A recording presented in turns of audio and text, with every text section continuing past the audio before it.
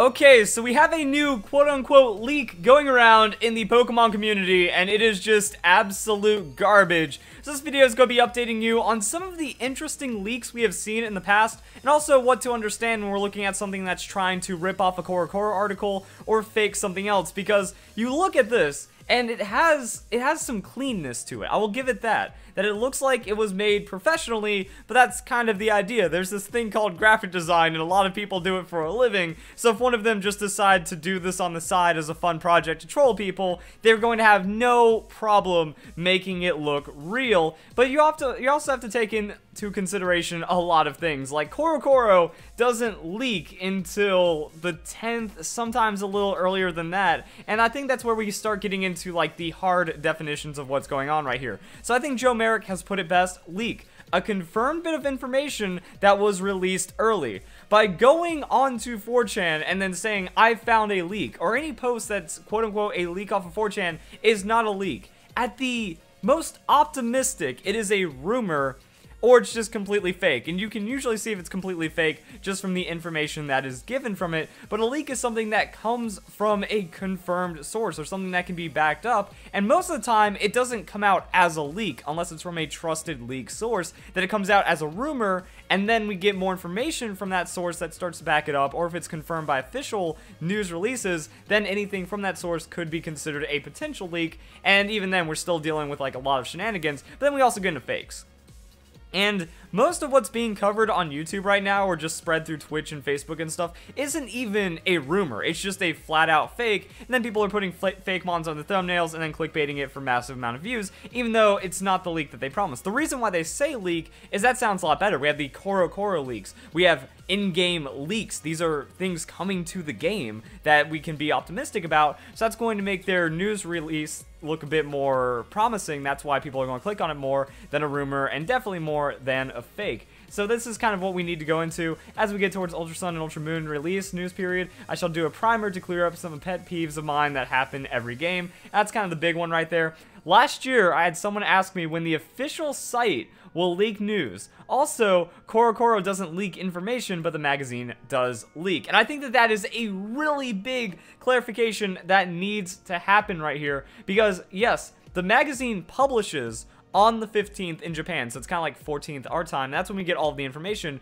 but CoroCoro does the leaks of their own magazine before that, and then that's going to be around the 9th or the 10th or whatever. I also don't know like the exact mechanics behind the CoroCoro leak, but it's a leak from the source, and it gives information that will be in the magazine that publishes a few days later. So it's kind of like early information for the CoroCoro leaks. And also, this is actually really silly, because I get people asking me this too. When does the official site leak news? Well, at that point, it's not a leak, it's confirmed information, and we can't possibly know when those news releases, not leaks, are coming out. So that's kind of something to look into. But then when we look at something like this, for this to be from CoroCoro, that means it would have to be a leak of the CoroCoro leak, and I don't think that has ever happened before. But then you can also just look at the information, like, getting a random new Eeveelution doesn't make any sense. Like, just kind of slapping Pokemon Ultra Sun, Ultra Moon logos over that really doesn't matter. I think this is also trying to ride some of the other rumors or fakes that we've seen off of 4chan, where it's like, oh, Lily's going to be your rival now,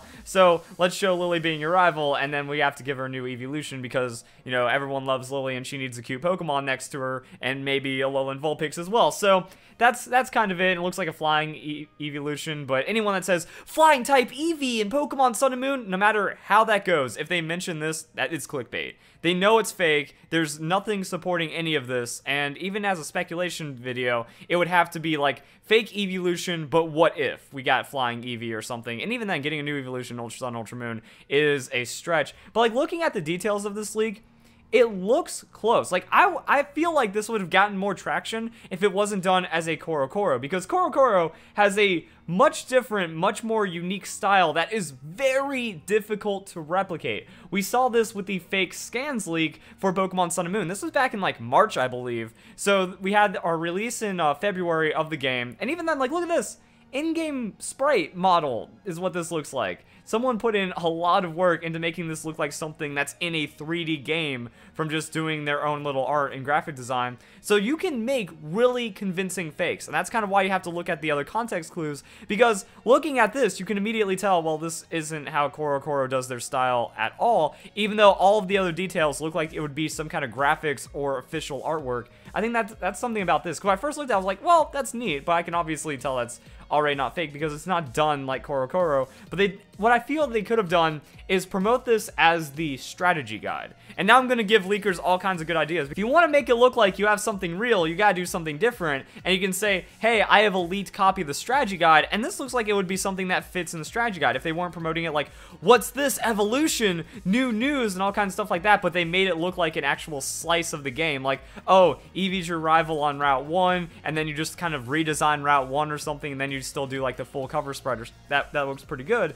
But yeah, on that, it looks really clean on that graphic design point, which is why some people might look at that and be like, oh man, we have information, we have news, but any responsibility, any level of thought about this would immediately debunk it. So that's why I was thinking it'd be interesting to kind of look at some of the history that we've had with these fake scans in the past, because this fooled a lot of people. A lot of people ended up covering this, and they got proven completely wrong within a matter of time, because there's actually a post on DeviantArt like, hey, this is the entire process. So this was the process of making the fake leaks, going over multiple designs for both the characters and stuff, and a lot of, actually Solgaleo, surprisingly enough, kind of close on that Pokemon Sun version. Lunala, not really as much. But then, like, yeah, why would you make the box art the hidden, like, the shadowed legendaries? I don't think that makes too much sense, but still looks pretty good. And now we start getting into some weird territory. So based off of these leaks, we actually have Pokesirena, otherwise known as Cresselia, who was a part of the Pokemon Sun and Moon Chinese leaks. So if I get any of the details incorrect, it's because this just got so crazy. But she went on the Smogon forums and translated Chinese rumors that were also backed up by 4chan rumors, and then, you know, that's where we got the release of Salazzle. So yeah, my friend's claim was, I saw the fire poison lizard 2 weeks before Salandit's reveal. Here are the screenshots, and then there was other information backing it up that ended up kind of looking more and more true as the more and more releases came out, such as predicting that there aren't going to be any gems in Pokemon Sun and Moon, because people thought it was like a translation error, but no, we had trials instead of a lack of gems. So Cresselia, or Pokesirena, she's actually really on top of all this stuff, and being foreign herself, she can find out where the sources of it are coming from. She actually breaks down the Japanese that's here. She says in CoroCoro, there's a reduced form of the alphabet that's used with CoroCoro. I never noticed that before. But you can see right here, there's like little bits kind of above all of the big letters and stuff. So even then, trying to fake CoroCoro doesn't work here, because yeah, you can say evolution, but it doesn't really have all of the other aspects of the CoroCoro leaks. And even then, this over here, she even talks about just like being nonsense. Quito Montalba, and I probably butchered that, but it was based off the artist Keith Montalba, but Keith didn't have anything to do with it. However, it's kind of based like off of his like Lily art, I guess. So really, if you're just like a kid that's on Facebook and then this gets shared by some friends, or, you know, reposted by someone that you think is trustworthy, you're gonna look at that and then maybe think that there's something backing it up, when really it's just nonsense made to look like a leak that doesn't have anything backing up an actual leak. So there we go, guys. I just want to give you a little bit of information as to what to expect. We've already seen a lot of fakes from 4chan, and I have to give you guys a reminder that there was an absurd amount of fakes from Pokemon Sun and Moon. Like, I love going back to the Tyranitar thing, because Tyranitar Tube just covered anything that flew into his timeline, no matter how fake it was. You did not tell me? This Marshadow!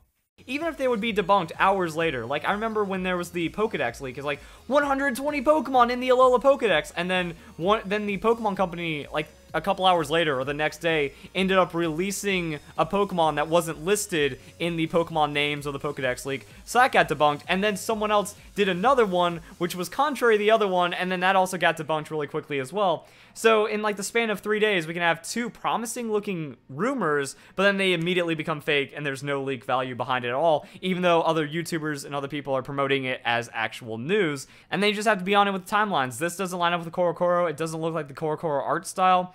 And for the most part, the Pokemon companies, sometimes they announce it, sometimes like in 3 days, Pokemon news, or they'll just randomly drop a trailer on the Pokemon channel. So my recommendation, sub to Pokesarena, because if you see a rumor going around, she might go and cover it and then be like a good debunking, or maybe saying that this has some plausibility to it. I think with the Salandit leaks, she said that there was like a 70% chance it could be real with all the other information coming from it, and then recently, just a couple hours ago, she ended up debunking this. So I recommend watching her video about this leak exclusively and then subscribing, because if you just see that pop into your sub box while other people are covering it, you can kind of get a little bit more understanding of the legitimacy, because she's responsible. She's not doing this for the views, for the money. She's doing this to get the information out there, but also because there is some noteworthiness from being able to help translate and help explain a foreign leak to someone. So I really like that we can get that in the community. Joe Merrick always does his best as well, and then we can really understand when a leak is coming versus just crap information that's being peddled for clickbait and only to make money at the expense of the fans. But the sad thing is, no one seems to care. No matter how much time people just post fakes as truth and just show a complete lack of responsibility, it doesn't damage their reputation. So I hope that changes as we go into future Pokemon games and as we get deeper into Pokemon Ultra Sun and Ultra Moon. But yeah, there's a lot of news, there's a lot of history behind this stuff, and I think it's pretty cool. So if you guys enjoy the video, hope you all have a nice day. Thank you very much for watching.